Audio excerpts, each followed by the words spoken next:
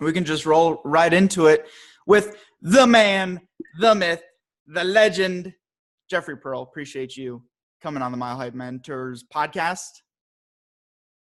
Happy to be here. It's a gorgeous Saturday morning. Great way to start off the weekend. Is it rainy and gloomy up there? You know, it isn't. We've got bright blue skies. There's a couple clouds passing, which is unique. So I'm going to get out here in the sun after this podcast. I think when I head to Breckenridge, they've got some kind of a wine festival going on. So sunshine and wine, can't beat that. Not at all. It's so gloomy down here, and did you guys get a chance to go out and see the supermoon last night? I didn't. I'm going to check for that tonight because that is something to see. It's amazing. I've seen a few of those in my day. It's just wild. Yeah, I know. It's huge, right? It's really big, right? Yeah. And by the way, this is the very first podcast that we've done remote like this. And so I'm interested. I really appreciate you joining and being able to do this. I know you're very busy, and you and Karen are on a mission at this point, and I'm very excited to talk about what you guys are up to. Let's kind of lay the foreground for people. First off, why Colorado? What do you love about Colorado? What's your favorite part of Colorado? Yeah, it's funny, and we kind of just fell into this. My whole career, I've been in telecom. Started as a sales guy in Boston, banging on doors, and worked my way up the food chain. And I came out here to interview for a job for Quest. I'm a New England guy. I didn't know much about Colorado. Landed out here, and the car's taking me out to the Quest Tower back in the day. It was that shiny one, remember, before they bought US West. And I'm looking at all these white-capped mountains and how beautiful it was. It was like a postcard for a New England kid. I've been traveling, obviously, but you just see it. It's just amazing. And took the job out here and just fell in love with it immediately. We lived down in the south in Cherry Hills Village area, and I said to Karen, when we drove out there on University, you could see the mountains, the white-capped mountains. You know how it is, even in July. Right now, there's still a little touch of snow up in the mountains here and there. I know you posted a video the other day, and I literally thought you had a cap on. Yeah. I literally thought there was snow behind you for some reason. Well, there is some snow up here. It's interesting. I took a picture. I'll send it over to you of the remaining bit of the half pipe. So we have one of the largest half pipes in North America here on Copper Mountain. So in the foreground is these wildflowers that are just every color under the sun, and you've got the snow behind it. It's amazing. I'll send you the picture because it's quite amazing. Yeah. The half pipe really lasts all season right into the next snow because it's so big it doesn't even get a chance to melt, even though it's 90 degrees and sunny. And you're a skier or snowboarder? Skier. Yeah. I thought we were going to be friends, Jeff. Yeah. Well, I'm still friends with snowboarders. We let everybody in. But to go back to answer your question, it's it's really the beauty and the lifestyle. So if you just look around and as I start to share with you the journey, I should be becoming more in tune to being in the now and really focusing on. Last night I was just sitting with a glass of wine, watching the hummingbirds come and go from the feeder, and it got chilly here last night, and just chills down, which is so great. And then today we'll go up to Breckenridge. You can whitewater raft out here. The sun's out every single day, and the skiing is phenomenal. So there's not much not to like in Colorado. And then I know you're focused a lot on business here. We have about 300,000 people a year moving to Colorado, so it's a great place to start a business. It's thriving, and they just keep pouring in. And every time I go down there, I was just down there this week, and I'm amazed at the infrastructure that's being built. This, Caterpillar vehicles all over the place, moving earth and increasing the size of highways as we need to do. Yeah. Yeah, that's the good and bad, right? The good is we're growing. The bad is, we're taking down more of the great land out here. But, there's still tons of it, as you know. People hate on it. People hate on everyone that's moving out here.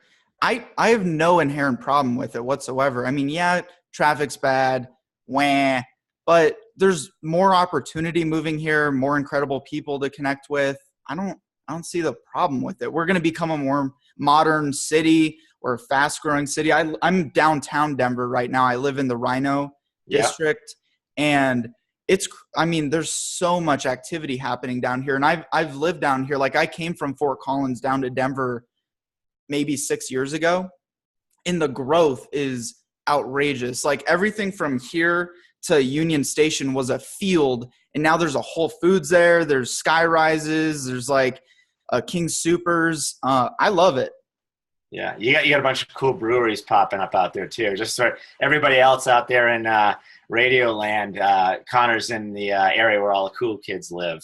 Rhino, Yeah, I just call it Hipsterville. I live in Hipsterville when anybody asks me. If you want to talk about the definition of gentrification, it is probably literally Rhino, because I mean, it's challenging situation. This, like literally I look out my window and this was all tent city when I moved in here 2 years ago, and the Salvation Army's down the street, and now you have all these like, you know, wealthier people that are moving into the area right here and pushing it further and further back. Like 5 years ago, nobody would come into this area. Like nobody my age would really be living in this area so much. Right. You're absolutely right. Actually, there was one pause when I came out to interview with Quest. I came in the airport and we came across 70 by that big Purina building. And, there was a bunch of crap back there, like industrial stuff. And that was my first view of Denver. I'm like, wow, this doesn't look so great.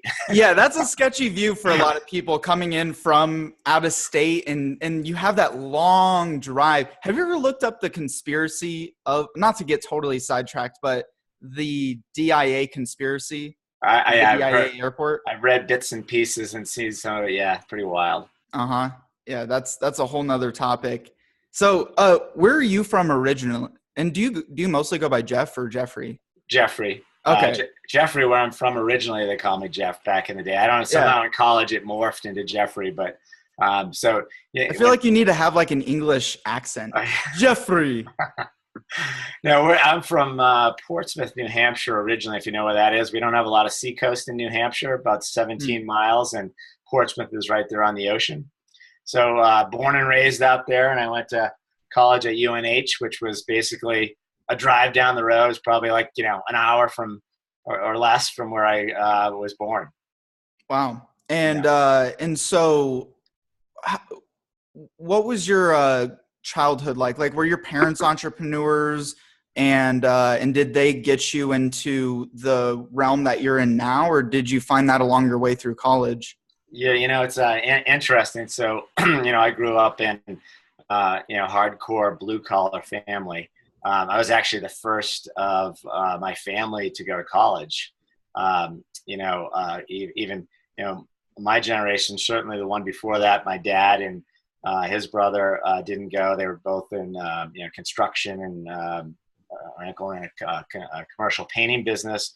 My grandfather before that, was a farmer that moved to Portsmouth and started a construction company, building residential homes, that kind of thing. So I grew up with I'm going to say a hardcore work ethic. Like my dad, made us really work hard when we went out to the job site, and my brother and I would be screwing around on the job. We'd always get in trouble. But anyway, taking off with the bulldozers and. It wasn't that. It was just, I'm talking about even in the beginning, like cleaning up the job sites when we were just kids. But, so got a hardcore work ethic there, but went off to college and started to, build up the career from there. It was all new. I mean, they look at me now thinking like, I'm like some kind of Donald Trump or something, just longer hair and more mountainous and hippie, I guess. Right. Exactly. Right. Anyway, but yeah, it's just, but it's been great. And, we've kind of expanded, from the initial, I think we talked about earlier, started in Boston, just banging doors and sales, and I fell into telecom. Hold on, before you go there, what did you have the anticipation of going to college when you were growing up, or was there something that shifted in your life that made that transition? Like your entire family was blue collar, so what made that transition for you? Yeah, it's a good question. Maybe some friends in high school, and not a large percentage of. I mean, not everyone went to college either. We have a high percentage of folks in some of these communities, as you know, they just kind of stay in the community, and nothing wrong with it, by the way. A lot of good people, and they go into construction or some type of trade, or maybe they open a brewery, or, it's some type of, on the seacoast, some business around boats or fishing or whatever. Nothing wrong with it. I think, when you asked the question, it just popped in my head. My dad, at the job site, it might be like, 100 degrees out, and I'm carrying shingles up on my shoulder up onto a roof, or he has me inside attic. I remember one time insulating, and it must have been like 150 degrees in there. And he would say, I'm doing this so that you don't want to do this. You want to go out and, go to school and get an education and, have a better life, kind of a thing. And he used to drill that into my head here and there when I'd be complaining about, 150 degrees with that pink insulation all getting inside your skin. Oh, no. It's the worst. Oh, that stuff is awful. Terrible. Yeah. Yeah. Oh, man. I built a house for Habitat for Humanity one year, and I fell into that stuff, and it's not fun. No. It's not fun at all. It's like I've fallen into a bed of cactus before, and that's a little bit worse, but I don't know. I think I'd take the cactus. I've hit some cactus before, but that the fiberglass is hard to get out of your right. That's what I don't like about it. Right. Ooh. Yeah. Creeps me out. That would probably send anybody to college, honestly. Well, I at the end of the day, I think about those things when when times get rough now, when times get rough, it's like a wake up call, Yeah. It's not that rough, right? Did you know at that time what you wanted to do in school or go to school for? No, that's a funny question because, I was a good student where I'd never get anything below a B. So I had no C's all through high school, all A's and B's. So I had good grades. I was good in math and science. And so, you could probably go anywhere, but, not know anything. I just sent my application in the University of New Hampshire, which was just down the road in Durham, in state. And I got accepted. I had to pick a major. I talked to my dad. I said, hey, why don't you become an engineer, civil engineer? They make all the money building bridges and whatnot. I said, great idea. I'll do that. So, so I went in, started out as an engineer, and, physics, calculus, surveying, what else did I have? It was basically every class I had was all formulas and numbers. And, it was a whole different world for me. And it was at a time too where I started to get involved in, the fraternity. I mean, it was almost like an Animal House environment. That's a story.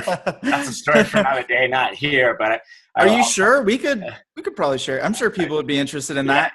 Well, I'll touch on it a bit, but it was one of these hardcore fraternities. So here I am, blue collar kid coming into an engineering school. The engineering school was really tough, by the way. I mean, you really had to study and crank, kind of keep all these formulas straight and all the learning and all that stuff. So I did well the first semester, got involved with the whole fraternity system, and didn't spend as much time on schoolwork, spent a lot more time messing around and, parties and kegs and the pledging and all that stuff. And I actually got thrown out of the engineering school. And, oh my! Wait, when was this? What year is this? That was my first year of college. What year? What? So I have to go back in time. Well, I graduated high school in 1986. So I'm 87, 88, I guess, whatever that was. Got it. Head off to college.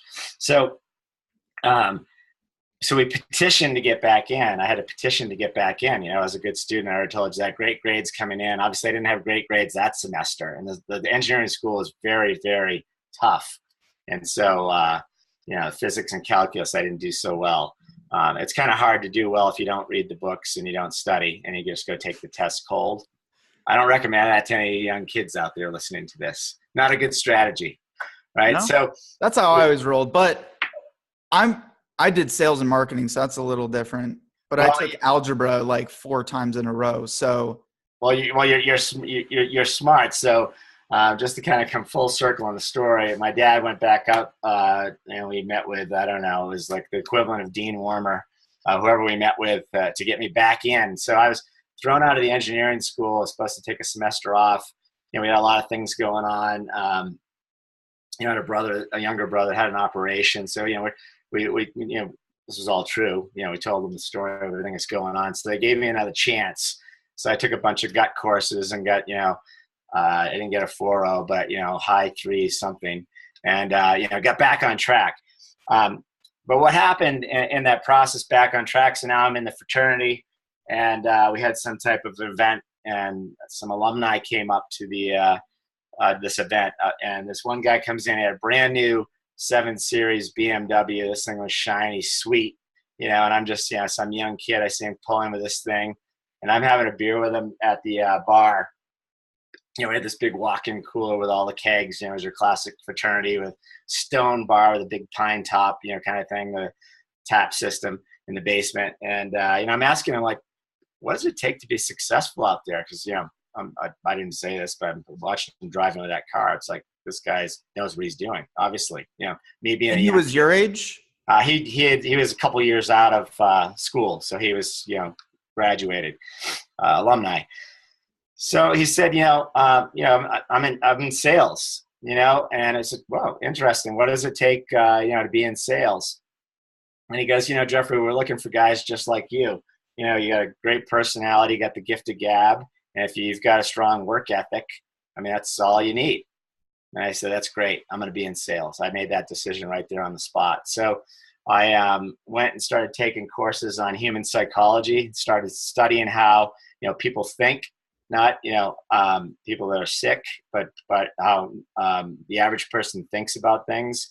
And I took a bunch of business courses, underneath, this is my own little recipe, was psychology and human nature. And then I took a concentration of business. And that was my mission, to get out and to go into sales. So I'm actually surprised about the engineer background, because just the few times that I've talked to you before and what you do, put yourself out there, I would not have anticipated you to be more of an engineer type in the beginning. So, are you math-minded with a personality, would you say? Or are you more of the personality and because I talk to a lot of engineers. They're not extremely personable like you. Right. Now, well, thank you for that. I take that as a compliment. But yeah, I have, built some phone companies from the ground up. So I have a technical mind on how to connect all this stuff together. But I had a little bit of a problem too once I got in there, and just in general, the people that I was going to school with and focusing my time on. When you get up to college, there's all these different buckets of people. And engineering school looks very different than the School of Liberal Arts, right? 2 different crowds. And they, all mixed together and stuff at the parties and all the social events and things like that. But, I started to feel early on like this isn't my crowd. I don't think I could spend my time doing this. And, you just have to figure this stuff out when you're young, at the end of the day. And it's hard. But I decided that really wasn't, my personality type, So what was going into sales like for you early on? Well, I immediately came out of college and went down to Boston. I told you I grew up in Portsmouth, New Hampshire. So Boston, big city of dreams. That's where I was going to go work. I moved in with one of my fraternity brothers. He had a open bedroom in an apartment, and great place down there. And I started going through the Boston Globe like anybody else, just trying to, because I had no connections, other than maybe some fraternity brothers. But outside of that, came from a blue collar environment. I'm just going to open up the newspaper, look for a sales job. Everybody wants, 5 or 6 years experience. You know how this is. You're a young guy starting out, like, I just got out of college. I got no experience. So started looking at opportunities, and I had about 4 opportunities, and one of them happened to be telecom. And, I went on the interview, hit it off with the guy. The sales manager was really cool. He's a, skier, young guy, great shape, great personality. And, I'm in the interview, and someone knocks on the glass outside his window, and it's one of my fraternity brothers. He noticed, my resume, all I had basically had were my summer jobs and the offices I held at the fraternity. So he was good friends with one of my fraternity brothers, had him stop by. So it was a nice feeling for me. Everybody in there had a suit on. It was a white collar job. That's what I envisioned. Telecom, okay, whatever, great. So I think I can sell phone service. I like these guys. I'm going to give it a go. So just started out and dove into the sales pit. Yeah, and getting into telecom in those early days, I mean, that's massive. I mean, telecom's like still on this up and up trend. It's always evolving, but I can imagine being in it in the early days. And so your first role there was literally door to door, like selling to consumers. Yeah, but I had this real fancy title. I was a communications consultant. Ah, okay. Right out of the gates, I was so you weren't salesman, you were consultant. I was a consultant, and yes, I was. You can dress a pig in a dress, but it's still a pig. Exactly right. So no. Listen, I get such a kick out of that. As I tell this story, it's really funny. Well, I did door-to-door sales for 2.5 years to work my way through college, and they called us proximity marketing managers or something like that, or like we're a proximity marketer. Right. Fancy term for door-to-door salesperson. Right. No, it's great. Yeah. It's like, if you hand somebody a card that says cold calling, sales killer, closer, I mean, it's going to kind of put people off. So consulting is a little easier. So, I got in the trenches. I kind of looked around me, obviously I'm one of the youngest guys in the office, just out of college. And said, well, what am I going to do? I said, well, I was back then I started listening to Brian Tracy and Ziglar, all this positive motivational stuff. So I kind of had that mindset. I woke up every day. It was a gorgeous day outside before I, even looked out the window. And then I just looked around and said, I'm just going to outwork everybody. I'm just going to watch what they're doing. And if somebody makes, 50 calls a day, I'm going to make 60. If someone's going to make 70, I'll make 80. So, I was just my goal was to make more phone calls and go on more sales appointments than everybody else, and just have a positive mental attitude. That was really the recipe. That's all I knew then, right? And it worked. And this was in Boston that you started door to door? Yep, it was actually Cambridge was where it was. First Phone of New England was the name of the company. First Phone of New England, little small phone company, right down the street from the AT&T central office. We were basically reselling Watts lines back then. So yeah, you're pointing back then. AT&T had just been broken up when I came out of school. So when I would call you and say, "Hey, Connor, it's Jeffrey Pearl with First Phone. I want to come in and talk to you about your long distance," you'd say, "What do you mean?" Your phone services. I have AT&T. Who are you? I explained the competition. No one could even understand back then. They didn't even realize you had a choice. I mean, everybody listening to this podcast, anybody that's not an old telecom guy like me or an old salty dog on the hill, you don't remember that AT&T was the only game in town. If you had a business, you want to open a business there in Colorado, you would go find your space and you'd call up AT&T and say, "I need 10 phones and I need phone service." And if they told you the price and you said it was too expensive, they'd say, "Well, don't buy it." There was nowhere else to go. Isn't that funny?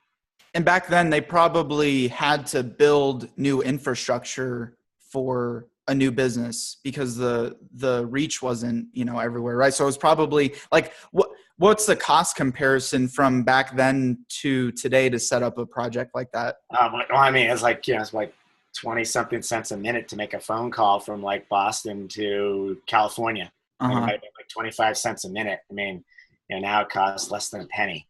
So it's if you just look at that as a percentage, it's amazing. To big businesses that what this competition has done for the industry.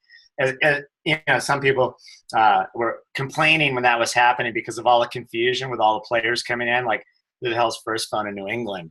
Let alone MCI, never heard of them. Sprint, never heard of them. Cable and Wireless, all those other companies, AllNet that came out of the woodwork back then. There was a lot of confusion. But that confusion, the competition, not only it did two things: it drove the pricing down, but also took the technology up.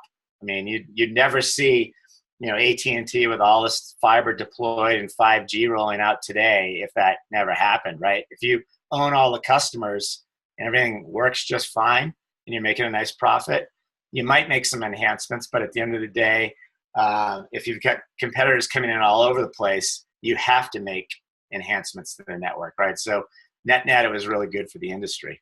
Yeah, I mean, you have to keep adding value.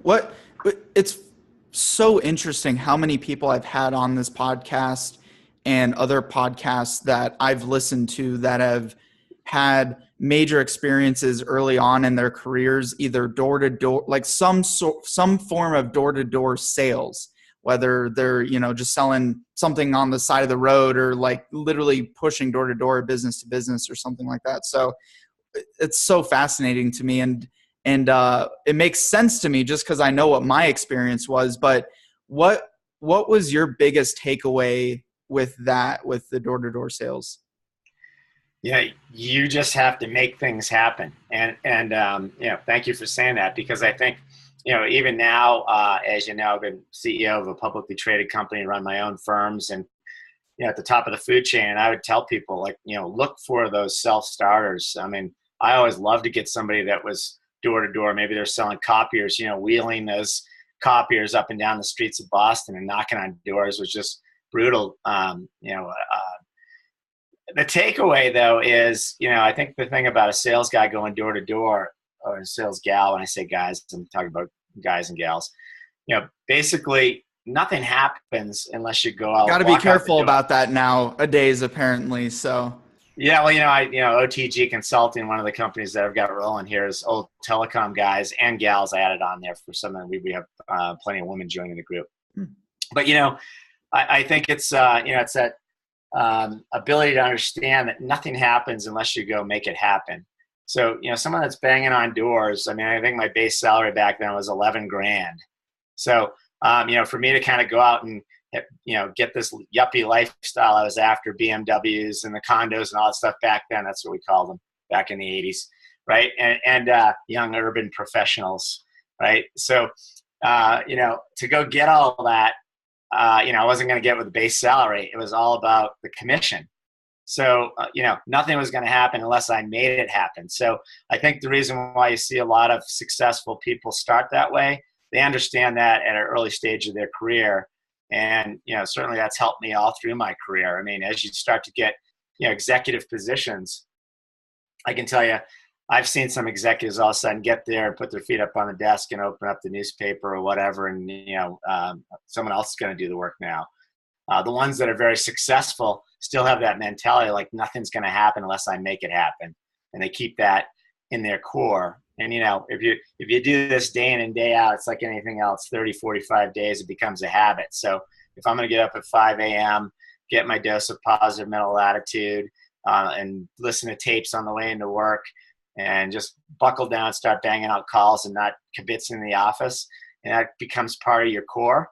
And, that's part of your personality and your persona moving through your career. So I think that's why you see a lot of, those hardcore door knockers that were successful and had good ethics rise up into executive positions.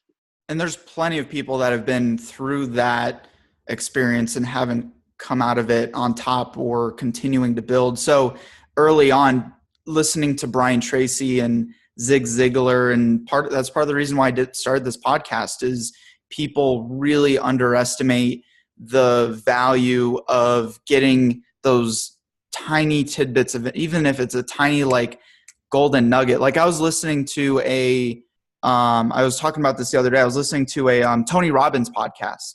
It's great. And so it's so funny. Like it totally, like just one thing he said totally knocked my mindset. My objective for our business in the next couple years is $10 million a year residual business. And then I was listening to Tony Robbins' podcast, and he was like, any schmuck, any entrepreneur, any Joe Schmo can go build a $10 million business. It takes someone truly great to build a $50 million company and $100 million and $200 million and $1 billion company. I was like, whoa. And that totally elevated my mindset from there. And like, I wiped that from my mind. I'm like, 50 million. That's where we got to go. Mm-hmm. Mm-hmm. And so I guess where I was going with that. So early on, was there somebody early on in the days that got you into listening to the positivity and the positive mindset like that, or did you just fall upon that on yourself? I'm not really sure what the answer is, but it just starts to build on itself. Once you start to get involved, it becomes addictive, and you get hungry for more. So I don't know if it was one of those first sales managers that brought it up, or I certainly went to see Brian Tracy and Anthony Robbins and Zig Ziglar. Started to go to all these events, and it started building on itself. I think what happens is you get caught up in, I always get a kick out of it, how they've turned them into businesses. So when you hear them speak, they'll say, hey, what does it take to be successful? Any of them will start to talk about improving yourself. And they quickly go into, back then it was cassette tapes, right? You listen to audio programs and books, and that's what they do, right? This is what they sell at the end of the seminar. Up in the back or on the way out, you got this big convention center, and there's all the tape sets, and people are buying them like crazy. So that's what they do. But, at the end of the day, it's very true. If you keep feeding your mind with all of this positive information, it changes your core and what you're going after. As I learned, I did a video the other day about law of attraction. First of all, positive mental attitude, PMA, that's what we called it back then. That's what a lot of that was, the mindset. And then it evolves into the law of attraction and the secret and all of that. And even out to these crazy things I was talking to you before we started this podcast about reality transurfing is one of the new things that I stumbled upon that I think is pretty interesting. We can kind of touch on that at the end. But I think it just fueled itself. And, it certainly helped me fine-tune my character and core as I went forward. I mean, I like to put people in two buckets, light givers and light takers. You walk into a room of a bunch of business people, you know what I'm talking about. There's light givers in the room. Everybody's around them listening to their story. They want to hang out with them. They're laughing. Every big smiles on their faces. They glow, right? You can see the aura. And there's light takers, and somebody back there, maybe they're not talking to anyone, or maybe they're in there talking negatively. This event stinks. There's nobody here. I can't find any business. But you and I could walk into a room, and I'd say, tell me what that person is, a light giver, light taker. And you'd probably be 99% correct. We'd be on the same page 99% of the time. You know what I mean? Right? Yeah, you can pick up. It's interesting because also this goes back to the door-to-door thing. I think so much human interaction like that, you really start to build a context of energy. And yeah, we have to talk about the trans, what was it again? Reality transurfing. And don't worry, guys, I already asked Jeffrey. He's not changing sexes on us. That's not what this is. But energy is, and they're starting to realize how actually physically measurable energy is. And it goes back to the Think and Grow Rich. We were just talking about Think and Grow Rich the other day. Did you guys watch the movie yet? Yeah, I haven't, but I've read the book a few times, so I've got that. I need to watch it. I just need to have the time to sit down, but I'm looking forward to it. Yeah, I sent you that link. It's interesting, but so many people from nothing, from the hardest of hards to the toughest of toughs, being able to emanate the positive energy and surround yourself by other people that you recognize emanate that energy as well. Right, exactly. But you're right. If you're going to be out there banging on doors, you figure out real quick, you better be one of those light givers, because you walk into that receptionist, or he or she, back then it was, usually a woman up front with sometimes with this look like, don't even think about coming in and interrupting me or anybody in this business. So you better come in and become that light giver, and just a blessing that came off the street, because he or she needs to listen to you and let you in if you didn't have an appointment. You're just showing up, right? I mean, you figure it out pretty quickly, right? Yeah, you got to build a rapport pretty damn quick. That's for sure. But right. That's cool, man. And so what was your transition from sales to leadership? What brought you into that transition? Yeah, that's a great one. I as a sales guy, the other thing that you start to build is this sense of competition. You want to be. They stack ranked all the sales guys in the office. I always wanted to be, if not number one, in that top three. Then you want to become the sales manager, right? I got to become the sales manager. That's the next gig. I have to be the sales manager. So The guy that owned the company was out in, I think it was in Tennessee, somewhere, Southern accent. And, they were interviewing for a sales manager. Somewhere, Southern accent. Yeah. And he came to Boston with a Southern drawl. And he's like, wasn't so sure he was going to put me in as sales manager. The biggest problem was I was one of the top sellers. This was the sales, like the VP of sales. He owned the company. So this was back at First Phone in New England before we merged with, LDDS, WorldCom, and the whole thing. How big was the company at this point? It wasn't very big at all. We had a location in Boston and a location out in Tennessee somewhere, right? So this is before we merged in with other companies. So, there's probably 10 sales guys in my office in Boston, and a sales manager. That's all it was. And, so I wanted to become the sales manager, obviously. And, a guy flies in and interviewing with me and said, I'd like to give you this job, but, I'm really worried because you're our top sales guy. I can't afford to lose your sales productivity. And this is a small company. I mean, I was doing a lot, but, that wouldn't mean anything at an AT&T or Verizon, right? I mean, this is a small company. So my production was really a good chunk of what they were doing in Boston. So I said, his name was Jeff as well. And I said, hey, Jeff, don't worry about that. I've already thought about it. I want you to think about it this way. Like we've already talked about, I'm very successful. And thank you. You compliment. Very successful, top guy in the office. So here's what I'm going to do. You make me sales manager. I'm going to be like an octopus. And so I'm in the center, and my 8 tentacles are these 8 sales reps that roll up to me. I'm going to have them do exactly what I do now because, now I'm the boss, and I set the pace. I've done this all through, my own efforts, so they see that I was the most successful person. So, when I tell them you need to do this to be successful, they're going to say, well, Jeffrey did this, and he was successful. So I'm credible.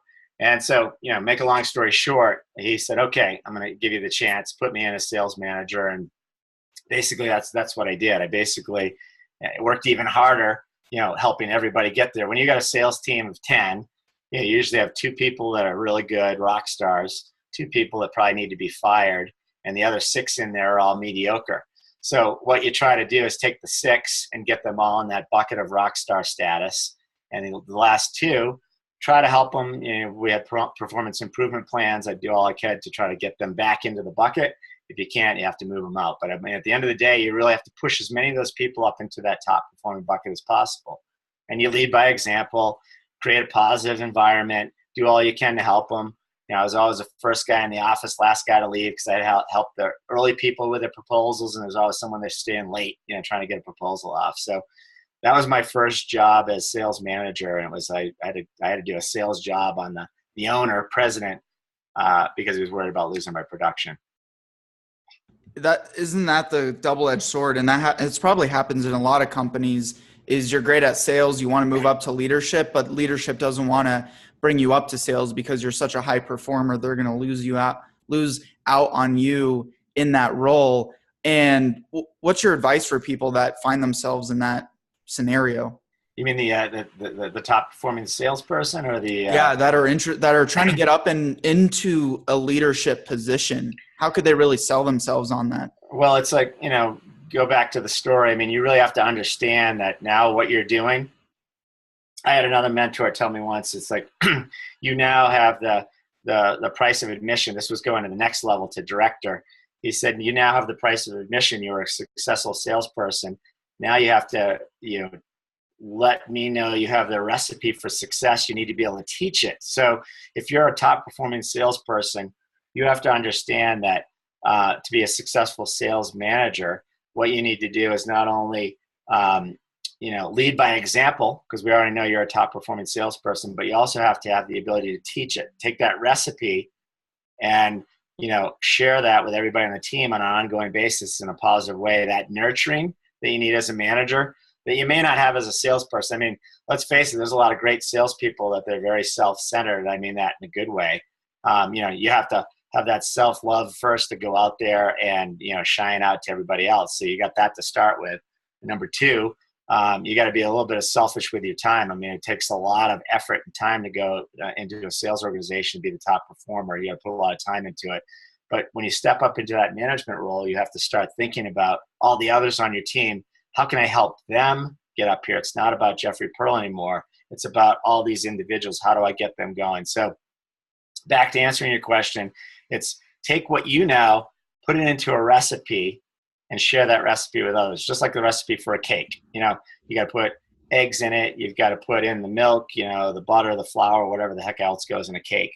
And, you know, if you leave something off, you don't have a cake at the end. So, you know, to be a successful salesperson, you know, you got to get up early. You got to have a positive mental attitude. You got to do the work. You bang on the doors. You got to do the proposals. You got to follow through all that stuff, that recipe. You've got to be able to share that with everybody on the team and help as many of them get up to your level as possible. It's interesting how much it's the toughest job in the world, but the most rewarding job in the world. Well, I would tell everybody, you know, somebody wanting to get into sales, and I probably stole this from somebody else. You hear all these things, and all of a sudden it becomes mine. But it becomes your own stuff, right? Yeah. You know, it's We'll put your signature on it for now. That's okay. Yeah. It's the hardest working, you know, high paying job.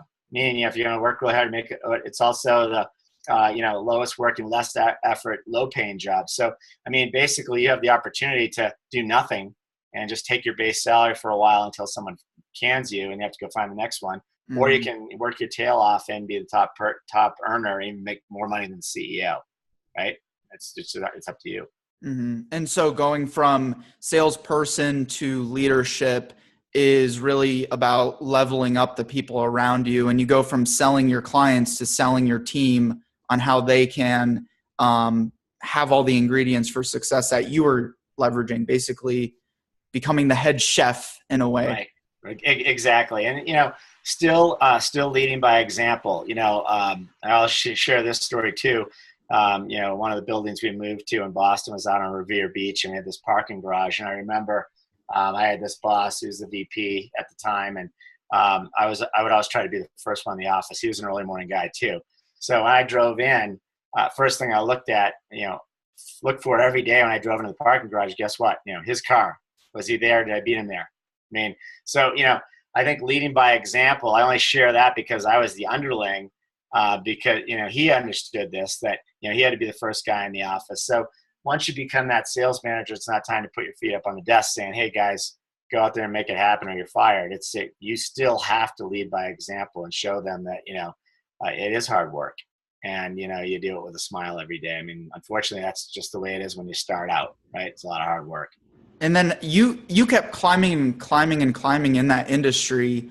So one, you must have had you must have had a passion for the industry as a whole and where it was going. But what kept you leveling up to eventually, you were CEO at a publicly traded company, you said, right? At one point in time, and you've been board member on multiple public companies, right?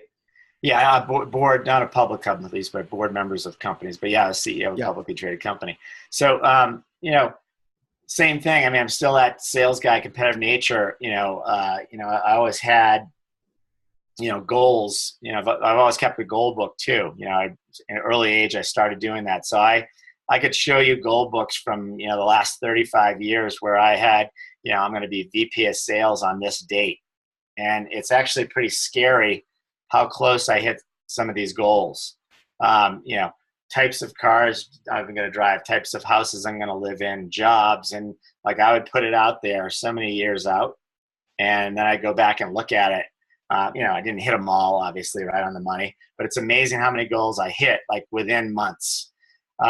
So that didn't change. So sales manager, then next job was director. The next one was regional vice president, and vice president, senior vice president, CEO. Same story there. Moving to that next level, you know, taking everybody around you up there. So what happens is sales manager or director, whatever that job is, you master that one, if you will, and master the recipe for that. And same thing goes, you move up to that next level and you've got to teach others how to be successful in the role that you just came from. Again, leading by example, right? What do most people not realize about the telecom industry? You know, the average person. Well, I think the average, well, a couple different things, but the technology, I mean, just to, place calls, whether now it's voice over IP and all the software that's involved, right? Look at us right here. I'm up at Copper Mountain on a Wi-Fi connection, looking at a laptop, looking at you here, right? So I think a lot of people just don't understand how all the technology works, and that's a given. It's about anything. Like, I wouldn't understand how to open up somebody's body and do heart surgery. So, right. So, yeah. So, that doctor doing heart surgery, today, wouldn't understand how all these things connect so that you and I are having this call. So I think that's one thing. But the other thing, and I'm on a mission educating people now with this big transition going on. We're shutting down the PSTN, but there's still lots of opportunity. PSTN? Public Switch Telephone Network. Thank you. Yeah, that's the other thing in this industry. We're crazy with acronyms. Oh yeah, you guys are awful. Terrible.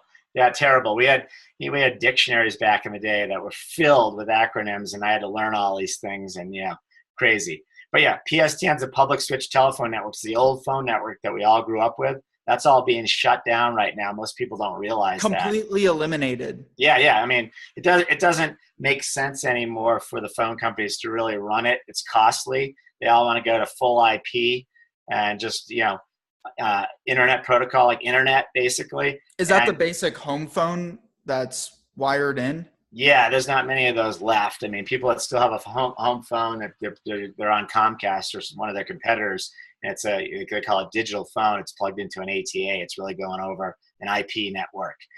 So people don't realize it, but there's not really many home phones left. Aunt Millie somewhere in Michigan still has one, but outside of that, they're far and fewer in between. And businesses all have to move off of old phone systems and traditional phone networks. So over the next 3 to 5 years, we're going through a massive transition. But is that the 5G? Is that 5G or? Well, 5G is wireless. So what I'm talking about is moving all of the wireline stuff to IP.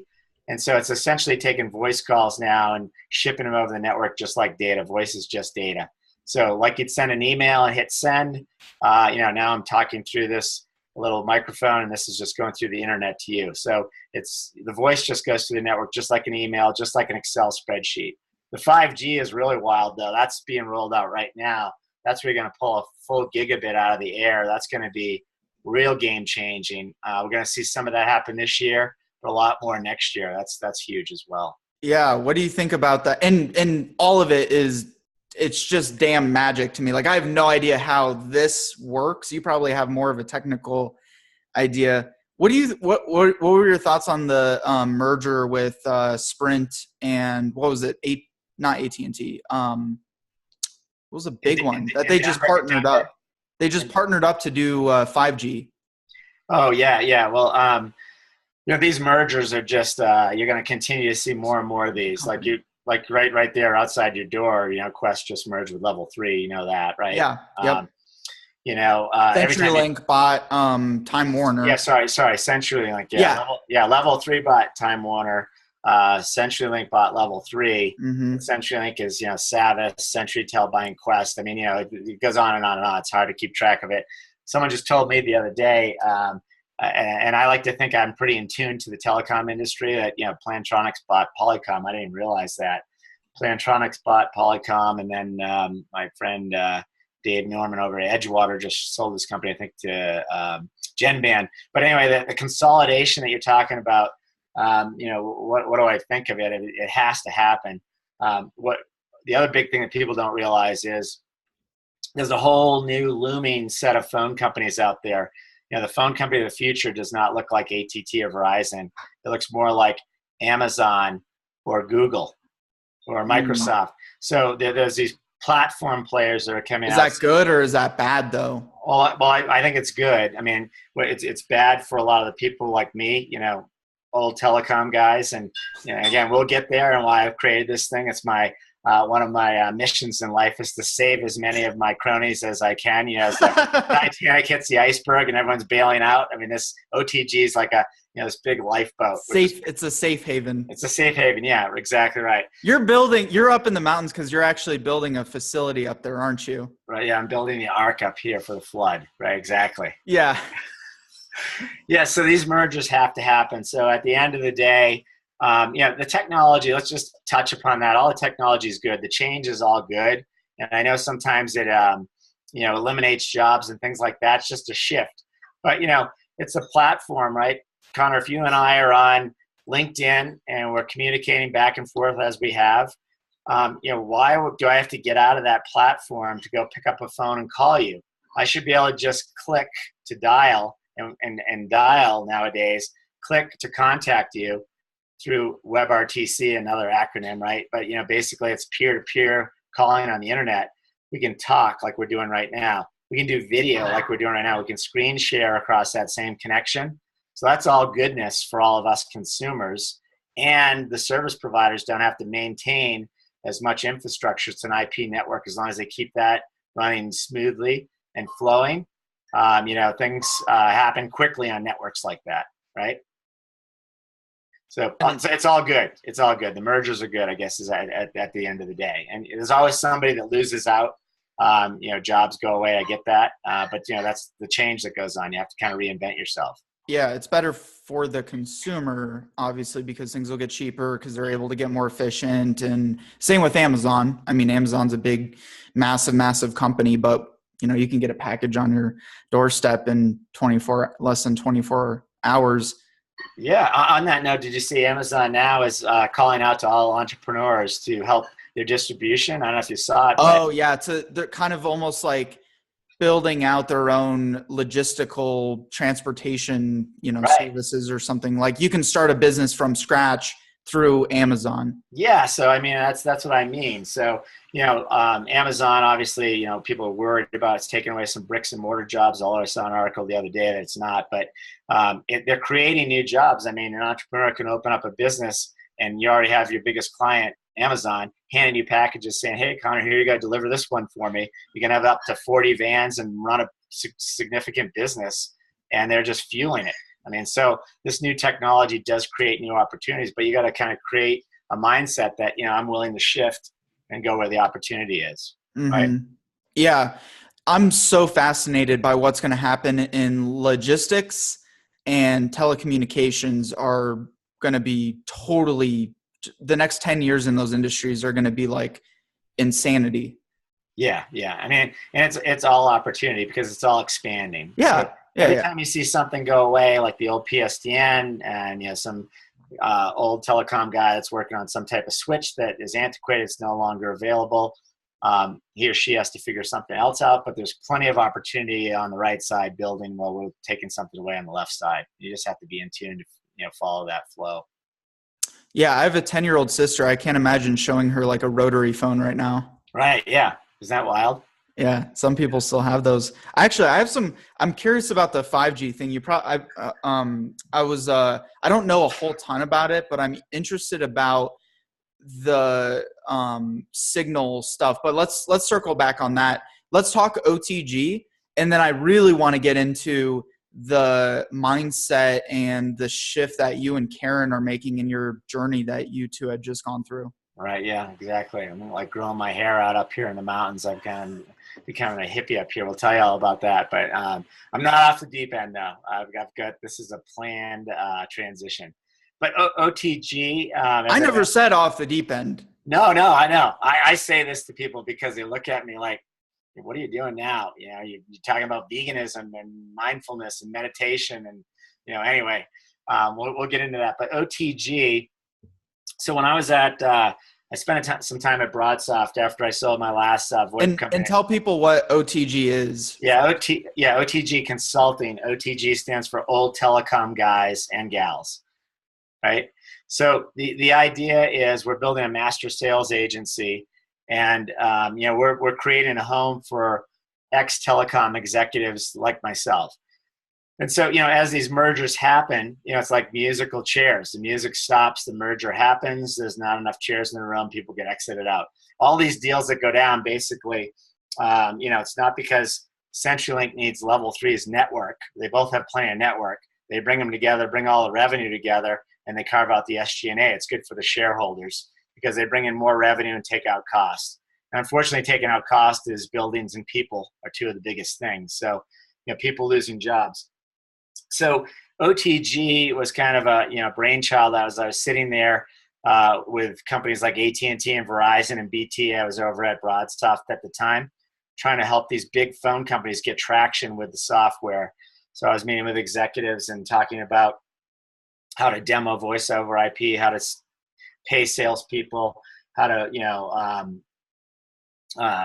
train them up, how to get more sales in the space, and learning and verifying that all these big phone companies want to shut down this network. So whenever there's a major transition going on, there's, like, as I mentioned, there's opportunity. So OTG is a master sales agency. So what we do, Connor, is we go into a SMB or an enterprise business that might be on the old technology, might have an Avaya phone system, some old telephone connections, and they need to move the whole thing to cloud-based communications. What we do is bring 5 or so solutions for everything that we look at. And we, because of our knowledge and our connectivity to the C-level executives at these service providers, we know what the rates should look like, what the terms should look like. We know who's better at integrating with CRM, who's better for international locations. So we're bringing all of our knowledge to our clients completely free.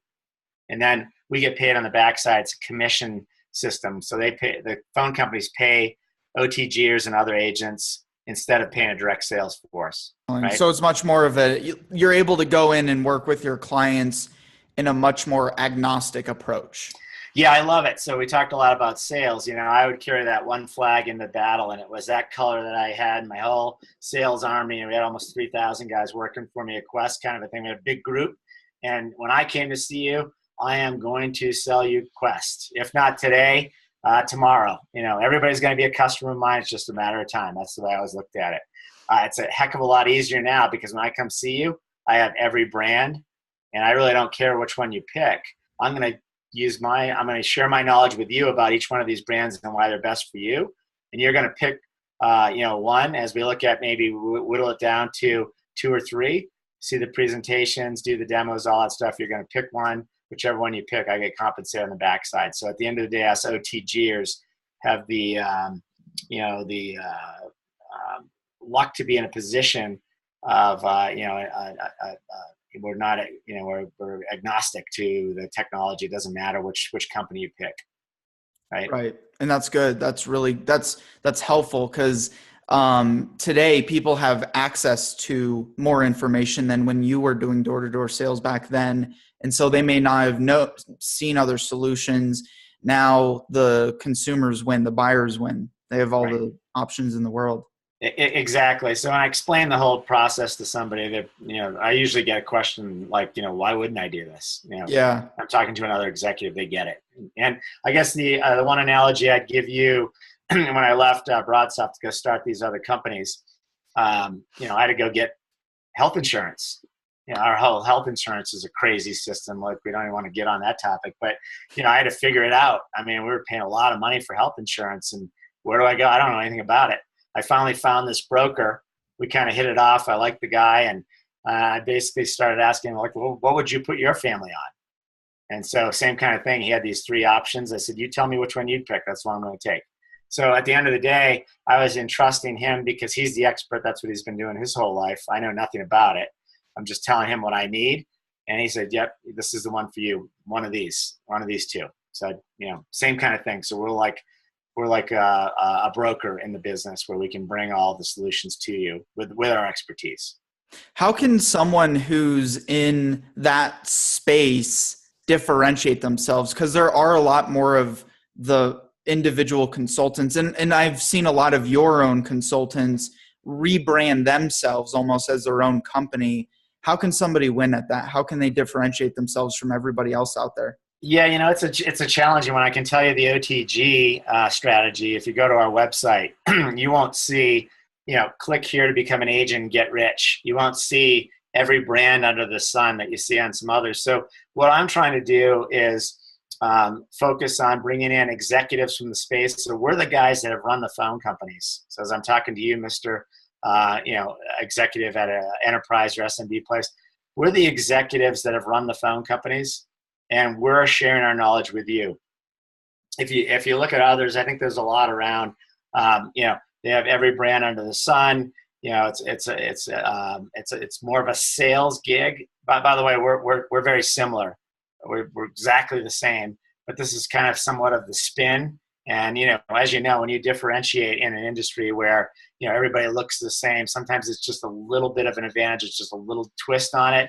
So ours is all about, we're the executives that have run the phone companies. We're bringing that knowledge to you, and we're just focused on what's best for you. So it's targeted to enterprise C-level executives. Whereas I think, there are a lot of groups that just want to build a big sales army, and have a couple thousand people selling underneath, because, all the commissions roll up. So there's some really big agents out there. This is nothing new. These guys have done a great job, and they've, created a lot of wealth. So guys, if you want to check that out, that's otgconsulting.com. .net. .net. Okay. Yeah. Cool. Thank you for that clarification. Yeah. And Jeffrey's on LinkedIn. So let's shift. I want to talk about your recent trip that seemed to have really shifted your focus, or not focus, but like what you and Karen are moving towards in some areas.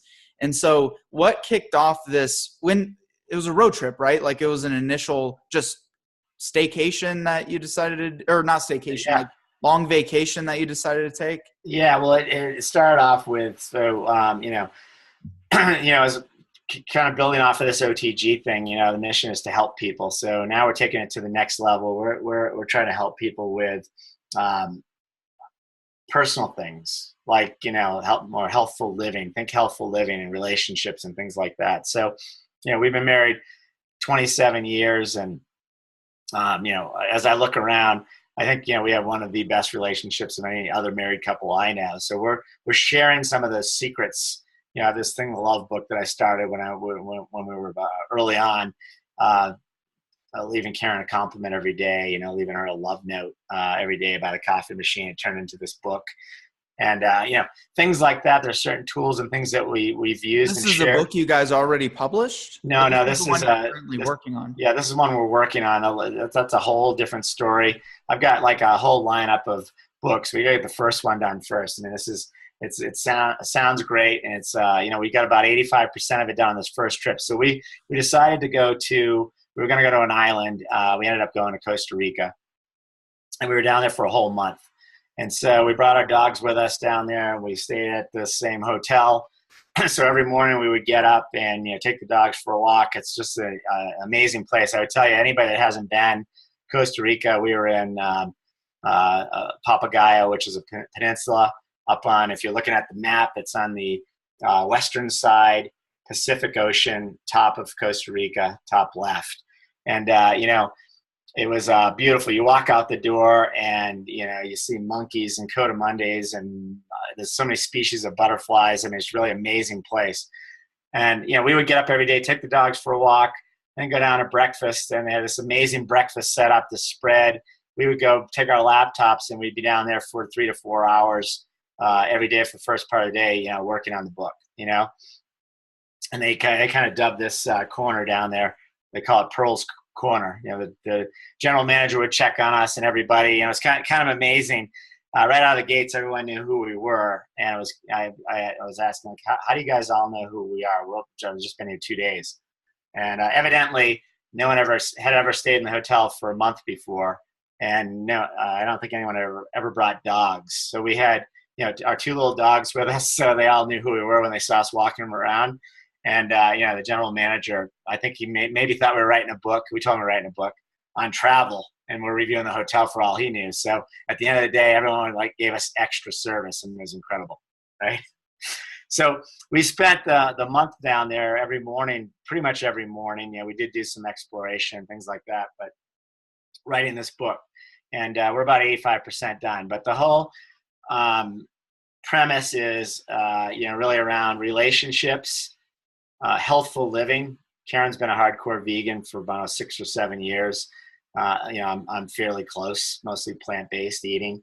And we're one of the other pillars is mindfulness, meditation, taking that time in the morning. You and I were chatting this morning about the golden hour. My golden hour is probably more like 2.5 hours, but this whole process I'm going through. And the last thing is minimalism. I'm living up here in the mountains. and sold the big house. And I got a whole story around that. I mean, we could do a podcast about little pieces of each one of those pillars that I just mentioned, because I've got a lot there to share. I think you guys should you and Karen should start a podcast together. Yeah, we'll figure that out. I need your guidance though. I've messed around with some of the stuff. I'm playing around with a lot of things with YouTube, and we've got a website up there too. It's called Great Health, Abundant Happiness, and Outrageous Love. That's Karen's term she's been using for a while. So really long URL. I couldn't talk her out of that one. As a marketer, I won't. Not going to share my perspective on that one. Yeah, you can share with me. Don't share with her, because I did. And if you want to get your head taken off, go ahead and do that. But anyway. Now, real quick, so people have context. At what stage in your life that we had just walked through did Karen come into the picture? Oh, that was, so we've been married 27 years. So I've told you, my story about 35 years in the telecom industry. So I was in there a little bit, and we met in Boston early on. Like I was 26 years old or something like that, 54 today. So 26, 25, whatever it was. I don't know what the math works out to. So early on, we met in Boston. Kind of interesting. This is a wild story. So we met in Boston Christmas shopping. I was with my roommate at the time. I remember I left college and went with a fraternity brother, had a open bedroom. You know how it is. We all just go out, figure out where you're going to go. You got to crash somewhere. You got no money. Right. And so this guy, I was like a third wheel. I had a girlfriend at the time. We were kind of on the rocks, but he was a third wheel. And so we met Karen Christmas shopping. I was always trying to get him hooked up with someone. I'm trying to help this guy out. Right. I was trying to help people. I guess it's just my good heart, Connor. Anyway, so I thought she was gorgeous. Let's hook Dave up. So we started talking to her, and as the story goes, she'd tell you the story. She thought she was interested in me, not him. But anyway, so he was sending her notes, and took her out for lunch one day. That was it. Fast forwards 3 years later, I'm a sales manager. We're down on Marriott Long Wharf. There's this bar down there, Tia's, where everyone would go in Boston on Friday afternoon. The sun. Place is packed, and I was there with a bunch of sales guys, and we were all down there having fun, celebrating the week. And she comes up to me and said, "Remember me from the mall?" This is 3 years ago, right? And so, I'm gonna make a long story short. I got a really good story around this whole thing. But I call her up the next morning, 8 a.m. And I said, "Look, why don't we go out tonight?" And she had this rule that if somebody didn't have the forethought to call you before Wednesday for the weekend, you had to say no. That was some rule. I don't know where she got this rule. These women have those crazy ideas about things. But she said, "No, I don't think." And guys, just so you know, I am laughing at Jeffrey's jokes. I just am trying to keep my mic muted so you're not getting all background sound and stuff. But I just didn't want to make that sound. But that's right. So I said, so. Here's what I want you to do. She said she won't go out with me tonight. So I said, here's what I want you to do. I want you to hang up the phone and call this other guy and tell him you met the man of your dreams and you can't go out with him tonight, and call me back and tell me we're going out tonight. And then I just shut up. So she says, she goes, "Well, I'm not going to call you. You have to call me." I said, "Okay, great. How much time do you need?" 15 minutes. Okay, I'll call you in 15 minutes. So that was how it started. So just kicked in the door there, and we just kind of hit it off. And, we got married. We got engaged 6 months later. So it was pretty fast. That's the story. It's a good story. Yeah. And then, and then you guys have been together since. Yeah. A lot of long-term couples I've talked to, also successful entrepreneur couples, they get married pretty early on. And what's interesting about, and this could just be every generation, but our generation, I feel like we date and date and date and date and then break up and then move on to the next relationship and date and date and date and date. And I'm an old soul, hopeless romantic, but it's interesting in the current ecosystem and landscape that we're in right now, especially with technology. Yeah. Well, being a planner and, you know, a lot of this too is, in my mind, you go to college, you go and get a job, you find that person you're going to spend your life with. Once these are all stepping stones and you just nail them down. And, a lot of it's timing. I was ready at the time. So was she. But I'm committed, and that's it. We're going to get this thing done. We're going to go, buy that first house, get the dogs, have the kids, get them through college.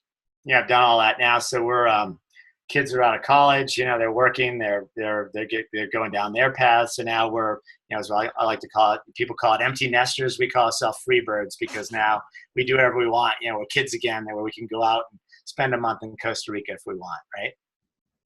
And so what you guys were writing the book while you're in Costa Rica, and then you road tripped after that, or you're doing a long-term road trip? Yeah, we've got a few of these planned. So, these are interesting, these road trips. When we're driving, because we have the dogs, we just find it's easier. Plus, what's interesting, this last road trip was about a month and a half. So we leave Colorado, we're heading east. I go to Des Moines, Iowa, meet a client in Des Moines, Iowa, go to Chicago, where our daughter Morgan Rose lives. We spent a week there with her. We did an OTG event. We had like 40 people. It was an event going on there. And so we'll see clients and the other businesses that we're running along the way, and family members. So, I just feel blessed that we're able to do this. We're out, and basically I just kind of look at the map and kind of plan my course. I know I need to be in Chicago to see Morgan Rose, East Hampton. My older daughter's out there now with her fiance. Spent a week there, and we went to see some family in Rhode Island. Went up to the Cape, spent a week there doing some more work on the book, went out to Nantucket, Martha's Vineyard, back up to Portsmouth to see my family, up to Vermont, see other family, But all along the way in Boston, I'm connecting with old guys from First Phone, bringing them into OTG. So we're kind of on a mission, building out OTG as we go, and also really living life to the fullest. That's part of what this whole book is about in my journey is, more so living life to the fullest.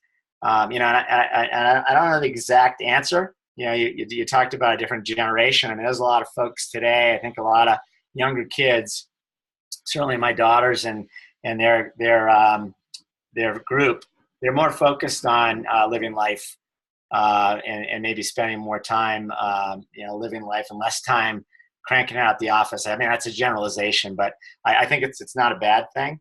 Because as I look back, I cranked a lot of hours in the office, man. We used to give people a hard time, taking all your vacation. You were weak, Now I tell you, take all your vacation and then some, right? You have to, right?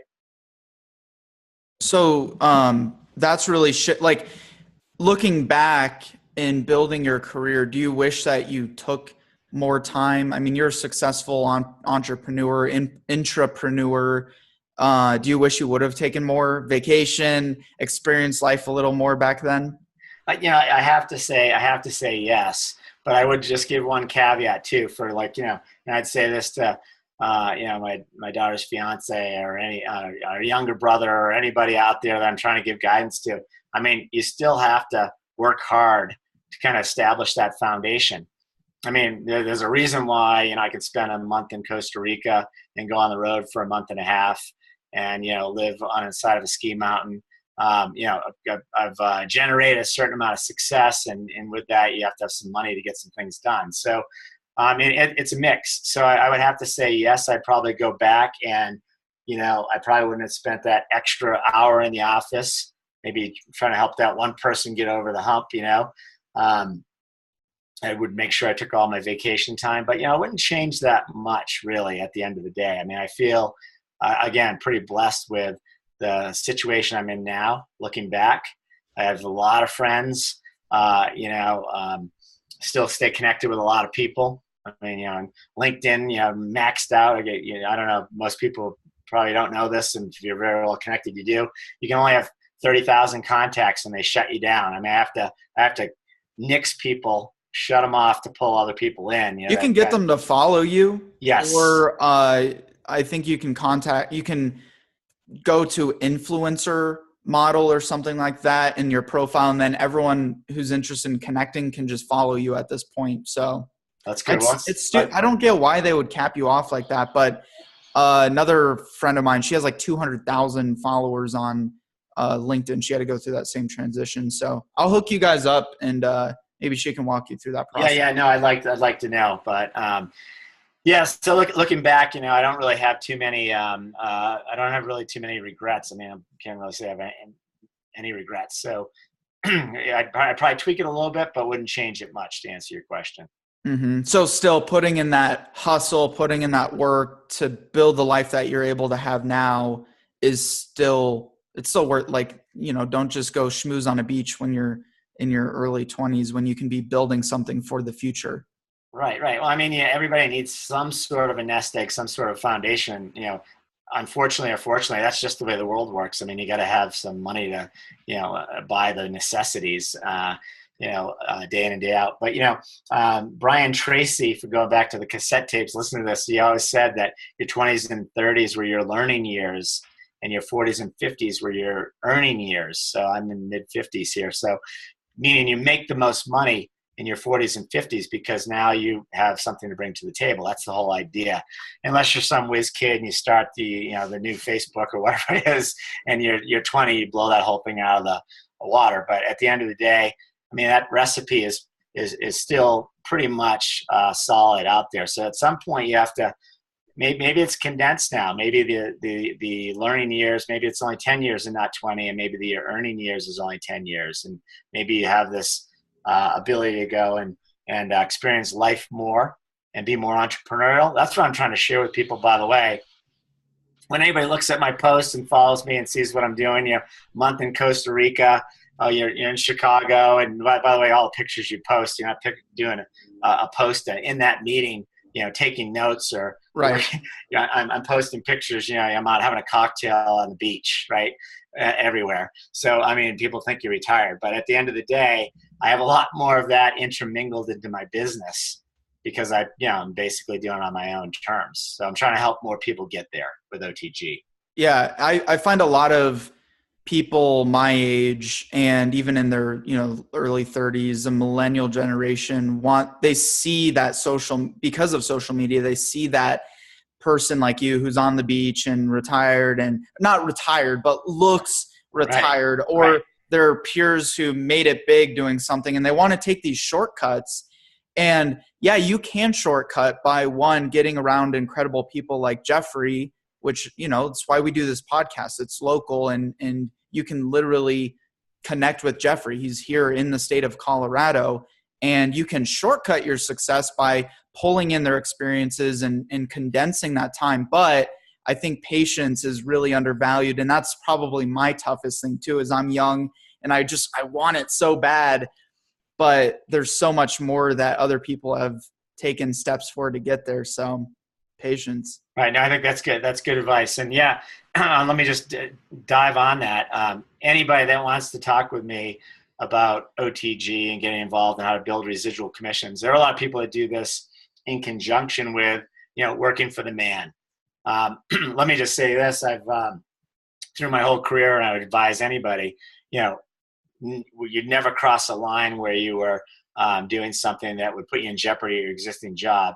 But we have people that may be selling, I'm going to make this up, they may be selling some type of router, some type of box, or some type of software. Well, they run into people that need bigger bandwidth connections, bigger internet connections, or, hey, I need to move my phone system over to hosted voice over IP. Who do you know? Those types of people are really great in OTG because of all of our resources. They can pass that off. We get the deal done, and they make a residual stream. And I just say that, what did they just do for that customer? They're not only selling that box or software that they sell, but they're also being very consultative and helping them on another issue, and they're related. Everything that we touch, we're saving 20 to 40% and upgrading the technology. So it's all goodness. So I'll just pile on to what you said, Connor, and open. You've got my contact out there.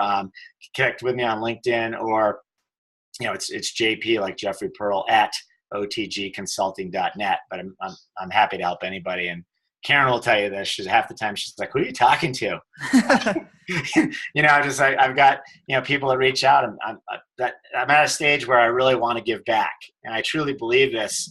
If you help enough people get what they want, you get what you want in the end. And I've always tried to live my life that way. And as I'm that old salty dog on the hill, I'm sharing that more with this whole journey with the book and, the blogging and everything that we're doing, what we're building out. It's really trying to help others, not just in their business career, but also life. When you get to be my age, Connor, you can't eat cheeseburgers every day. And, you have to actually start to watch out for your health. So, I'm helping guys. I got guys around me that, people have passed on, fraternity brothers who have died, heart attacks and cancers and, all these things that, a lot of this stuff, a lot of it is preventable if you take care of yourself. So trying to help in that area, that's the healthful living piece wrapped around the whole relationship thing, because the psychology of all of this is as much valuable as the healthful eating and living piece, right? The psychology of all this is important too, right? What is the big what's the next thing for you? What's the next goal? What's the next milestone that you're pursuing at this point? Yes, so I think we're just going to keep these businesses all rolling that I have, because it has to fund all of this. But I'm really, I'm still learning. So the next big goal is to take this to the next level. This whole mindfulness thing, and this is the thing that I'm careful on talking to business people about, because I can tell you background as that blue collar kid and going out there and just when Karen called me for early on in our career, a bird fell out of a nest and I was just hardcore. I'm just like, it's survival of the fittest. Leave it there. Go to work. Kind of thing. She'll tell you the story. She almost dumped me then on that one. It was pretty. Now I'm looking back, it's terrible. But I'm the kinder, gentler Jeffrey Pearl. I'm trying to share this. So the next big thing is taking this to the next level, and I'm learning every day through research and YouTube and all this information out there. I mentioned to you, reality transurfing is the latest. So the whole Ziglar, Brian, everybody gets this, the positive mental attitude, the secret law of attraction. What you think about every day comes back to you. So, if you want to be successful, you're thinking about yourself as a success. You're thinking about all of those wins, and that stuff comes back to you from the universe. That's the law of attraction. Reality transurfing was written by a Russian physicist. And, it's amazing to me how all these quantum physics and all this stuff gets ingrained in this stuff. But reality transurfing, just at a high level, is, from this second on, you and I both have unlimited paths we can go down. And this second, there's unlimited paths. This second, there's unlimited paths. So every moment in time, you have an unlimited paths in front of you, right? You get that. If I decided to do this call with you today on a Saturday morning, instead of heading over to Breckenridge right away, that's a different path. And then when I hang up here and go out and grab Karen, we're either going to go on a hike or whatever we're going to do. You're making choices at every given moment. So reality transurfing is, you almost think of it as a movie, and there's unlimited movies out in front of you. Everything from the worst, the worst Jeffrey Pearl to the best, most self-actualized Jeffrey Pearl, and everything in between. So, I have this vision of where we're going to be, on a beach. I did something the other day. I don't know if it was on a blog, but, I've got this thing, Karen and I are in this place on an island, and you go out the door and the steps are right on the beach. There's nothing between us and the water. And this isn't some big mansion. It's like a little bungalow kind of a thing. We're right there on the ocean. I got a lot of detail around it. But this feeds into this. So there's a life in front of me that takes me to that point, and that point is they call them frames. I like to call them illustrations. So think about like a movie, like a film strip all the way out, every second, every moment to get to that point. And you can take any one of those frames out of the movie, take that picture. So I have that vivid picture of that end goal. And so, that's very clear in my mind. And the thing about reality transurfing is, and you're nodding your head, people can't see this on audio, but at the end of the day, you get it. If you really understand that, yeah, that makes sense that I could be any one of those end games. If you believe that, that's there. We already have it, right? Because if you believe what I'm telling you, you already have that end game. You already have that beach house where you're living there and money's just dropping in the mailbox, and you're out there helping people, and you're living your plant-based life. You're swimming in the salty seas, and you're getting your sunshine every day. it's so real for me. I already have that today. There's no doubt in my mind that, I'm just going to turn a corner and that's it. I'm going to find this place. It's this island here. That's the house. And there it is.